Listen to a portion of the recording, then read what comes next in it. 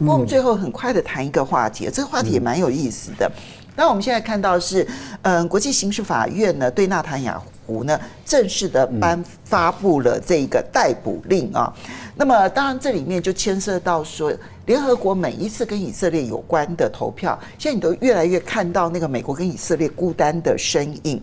所以呢，欧洲智库，我们的重点是放在这边。欧洲智库呢做了一个分析联合国的投票倾向，结果发现跟中国的一致性远高于跟美国的一致性，因为这不限于以色列相关议题嘛，就是全世界的所有议题。这件事情，欧洲智库做这个分析是有它的影响性的，因为他们要开始思考，在联合国这个体系当中，我欧洲究竟要站哪一边？这样，联合国本来美国主导议题要得到半数，本来就非常困难的啦。这个趋势已经很久了。因为美国那个中国大陆你去算嘛，非洲53国加上穆斯林、东南亚，它的铁票大概就超过80几票了。这个就是一个现实啊。那事实上，最近美国在联合国主导议题相当少，所以我觉得这个早就发生了啦。欧洲的智库他观察到这个重点啊，都落后于我们5年以上。对，因为他分析确实是联合国50多年的投票行为耶，所以它不是最近才出现转变的耶。最近只有一个投票呢，美国是得到大家支持，就是大家投票讨论，就是说我们要不要把联合国搬离开美国？结果呢，大家说不要，我们还是留在纽约好，大家不愿意搬。好来，那赖老师，我个人是觉得目前的一个趋势是这样的哈。您刚刚提到的欧洲的这个智库，它是在布鲁塞尔嘛。那它是用 AI 做大数据的一个统计啊，它很明显的就发现说，全世界的大部分的国家，他们都跟中国大陆站在一起。但布鲁塞尔的这研究会不会有点后知后觉？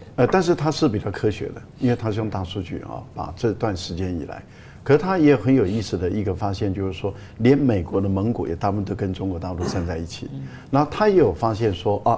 这个从特朗普、川普一直到拜登，特别是拜登期间，他对中国大陆的遏制战的时候，有影响了欧洲的一些转向。有。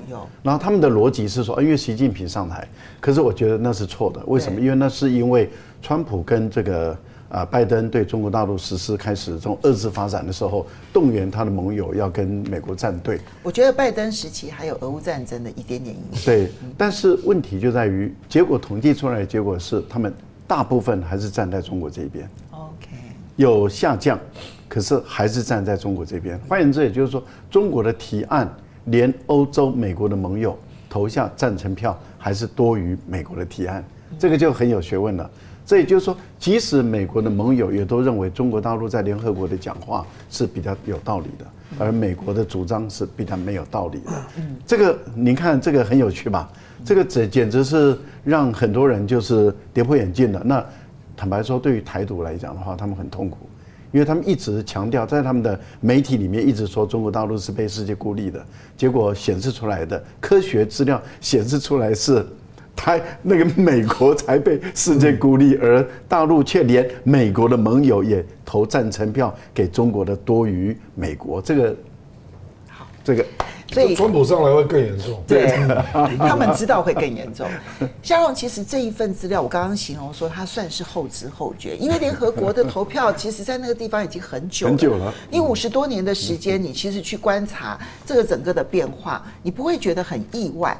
意外的是你为什么现在才做这个研究？意外的是你现在为什么才发现这件事情？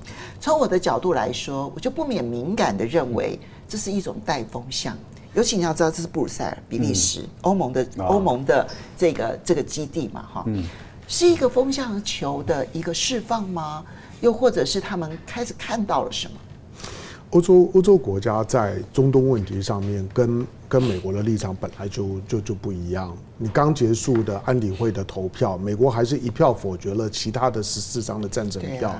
这14张的赞成票里面，并不是只有中国、俄罗斯啊，还有英国、法国都在里面啊，日本这些都在里面。所以美国的核心的盟友们也都呢要求以色列立即停火，但是美国仍然一票否决。美国在联合国是使用否决票次数最高的国家，而它用否决票里面大部分都是用在以色列的问题上面，所以美国袒护以色列，被以色列牵着鼻子走，这已经不用讲了。那现在 ICC 这个机构呢，发动了对纳坦雅胡的所谓的逮捕令。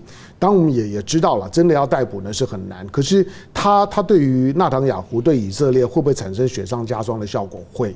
你像即使是俄罗斯的总统普丁，当有了 ICC 的通缉令之后，他终究也感觉到自己寸步难行。很多的会议他就是不能去，不管那个国家怎么招手，巴西跟我好不好，谁跟我好不好，很好，可是我能不能去？我不能去，去的风险太高了，何况是你纳坦雅胡。所以纳坦雅胡之后呢，除了在美国的军机保护非美国之外，我认为他其他地方都很难去。ICC 的逮捕令，毕竟有100多个国家是签约国，这些呢签约国里面有许多呢都是美国的朋友圈多，大部分都是美国的朋友。但是我今天早上呢收到那个 Sachs， 就是说 Jeffrey Sachs 的文章，我觉得他的文章，经济学者，对他的文章呢，在看到呢，就是说这个纳坦雅胡的逮捕令的时候，我觉得他的那个标题很简单，他说这个 ICC 的对纳坦雅胡的逮捕令的重点不是纳坦雅胡，而是对美国的谴责。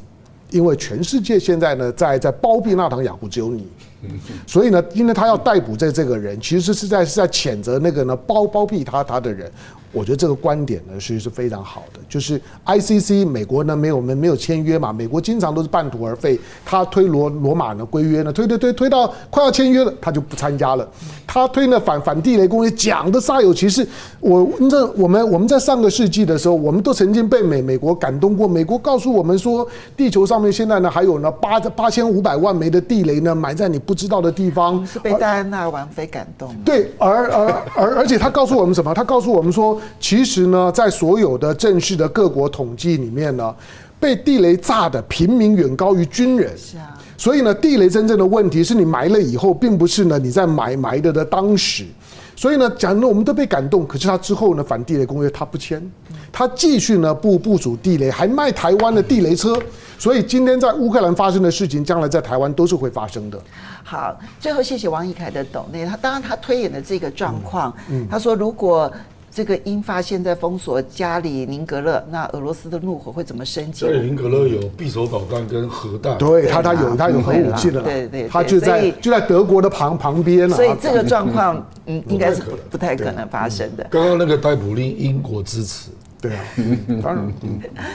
我们非常谢谢大家的支持，尤其谢谢亮哥啊、赖老师对我们的支持哦，你就知道说这品质保证了。对，非常谢谢大家，不要忘了下个礼拜同一时间继续收看《风向龙凤配》，下礼拜见喽，拜拜，雅虎。Yahoo!